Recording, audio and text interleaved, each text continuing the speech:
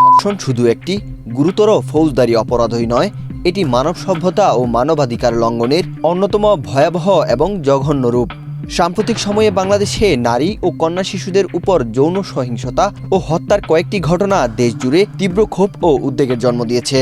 একই সাথে রাজপথ থেকে শুরু করে সামাজিক যোগাযোগ মাধ্যমগুলোতে নতুন করে আলোচনা শুরু হয়েছে ধর্ষণের শাস্তি ও বিচার প্রক্রিয়া নিয়ে। কিন্তু প্রশ্ন হচ্ছে, বাংলাদেশ সহ বিশ্বের বিভিন্ন দেশে এই অপরাধের শাস্তির বিধান কেমন? শুরুতে আসা যাক বাংলাদেশের আইনে। বাংলাদেশে পাশবিকতার শাস্তি বর্তমানে বিগত সময়ের তুলনায় কঠোর পর্যায়ে রয়েছে।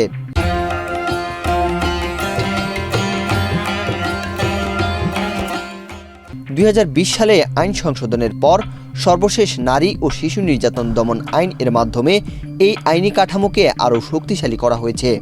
বর্তমান বাংলাদেশের আইন অনুযায়ী পাশবিকতার অপরাধে দোষী প্রমাণিত হলে সর্বোচ্চ শাস্তি মৃত্যুদণ্ড অথবা যাবজ্জীবন সশ্রম কারাদণ্ডের বিধান রয়েছে।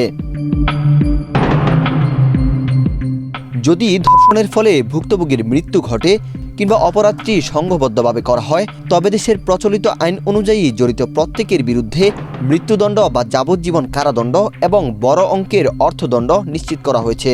এমনকি ধর্ষণের চেষ্টার ক্ষেত্রেও সর্বোচ্চ 10 বছরের সশ্রম কারাদণ্ডের কঠোর বিধান রয়েছে।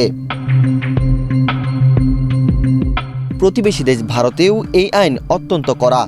সেখানে সাধারণ নিপীড়নের সাজা 10 বছর থেকে যাবজ্জীবন হলেও 12 বছরের কম বয়সী শিশু নিপীড়নের ক্ষেত্রে সরাসরি মৃত্যুদণ্ডের আইন রয়েছে। অন্যদিকে মধ্যপ্রাচ্যের দেশগুলোতে শরিয়া ভিত্তিক আইনের কারণে এই শাস্তি আরও ভয়াবহ। বিশেষ করে সৌদি আরবে একে অত্যন্ত গুরুতর ফৌজদারি অপরাধ হিসেবে গণ্য করা হয়। দেশটিতে এর সাজা নির্ধারিত হয় শরিয়া আইন অনুযায়ী। সেখানে অপরাধের ধরন ও প্রমাণের উপর ভিত্তি করে দোষী ব্যক্তিকে চাবুক মারা, 20 বছর বা তারও বেশি মেয়াদের দীর্ঘমেয়াদী কারাদণ্ড থেকে শুরু করে জনসম্মুখে মৃত্যুদণ্ড পর্যন্ত শাস্তি দেওয়া হতে পারে।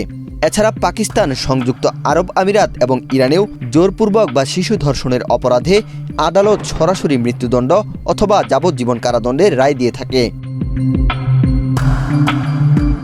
বিশ্বের অন্যান্য এশীয় দেশগুলোতেও রয়েছে অভিনব সব শাস্তি। চীনে সাধারণ পাশবিকতার জন্য 3 থেকে 10 বছর কারাদণ্ড হলেও অপরাধের মাত্রা ভেদে মৃত্যুদণ্ড দেওয়া হয়। সিঙ্গাপুরে দীর্ঘমেয়াদী কারাদণ্ডের পাশাপাশি দেওয়া হয় মারাত্মক বেত্রাঘাত। আর ইন্দোনেশিয়ায় শিশু ধর্ষণের ক্ষেত্রে কারাদণ্ডের পাশাপাশি রাসায়নিক খোঁজাকরণ বা কেমিক্যাল কাস্ট্রেশনের মতো অতিরিক্ত ও নজিরবিহীন শাস্তির ব্যবস্থা রয়েছে।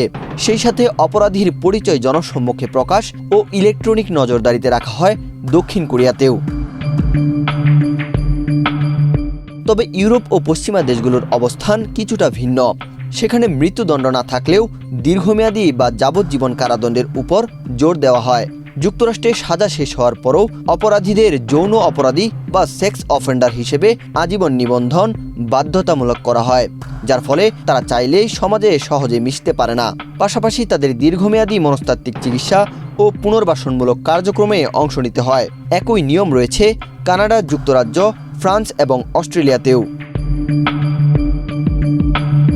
প্রশ্ন হচ্ছে, এত দেশে এত কঠোর আইন থাকার পরও কেন বিশ্বজুড়ে কমছে না ধর্ষণের মতো অপরাধ? সমাজবিজ্ঞানী ও আইন বিশেষজ্ঞদের মতে কেবল কঠোর আইন বা কাগজের কলমে মৃত্যুদণ্ড লিখে দিলেই অপরাধ কমে না। অপরাধ প্রতিরোধের জন্য প্রয়োজন দ্রুত ও দীর্ঘসূত্রতাহীন কার্যকর বিচার ব্যবস্থা, আধুনিক ও শক্তিশালী তদন্ত প্রক্রিয়া, যাতে অপরাধী পার না পায়, ভুক্তভোগী বান্ধব আইনি ও মানসিক সহায়তা, সর্বোপরি সামাজিক সচেতনতা ও নৈতিক মূল্যবোধের অবক্ষয় রোধ করার মাধ্যমেই নারী ও শিশুদের জন্য একটি নিরাপদ সমাজ গড়ে তোলা সম্ভব। ওয়াহিদ হুসাইন জিহাদ, বাংলাদেশ প্রতিদিন।